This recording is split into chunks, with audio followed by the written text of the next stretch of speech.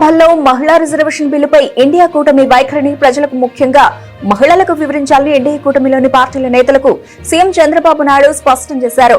శుక్రవారం అమరావతిలో ఎన్డీఏ నేతలు, ఆయా పార్టీలకు చెందిన ఎమ్మెల్యేలు, ఎమ్మెల్సీలతో ఆయన టెలికాన్ఫరెన్స్ నిర్వహించారు.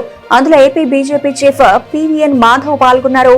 మహిళా రిజర్వేషన్ బిల్లును వ్యతిరేకించిన కాంగ్రెస్ పార్టీతో పాటు ఇతర భాగస్వామ్య పక్షాల వైఖరిని ప్రజలకు వివరించాలని సీఎం చంద్రబాబును పీవీఎన్ మాధవ్ కోరారు. అందుకు సీఎం చంద్రబాబు సానుకూలంగా స్పందించారు.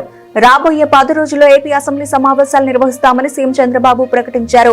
ఆ సమావేశాల వేదికగా ఈ అంశంపై చర్చిద్దామన్నారు. మహిళా రిజర్వేషన్ బిల్లుపై కాంగ్రెస్ మినహా అన్ని పక్షాలు సమర్థించాయని ఆయన గుర్తు చేశారు.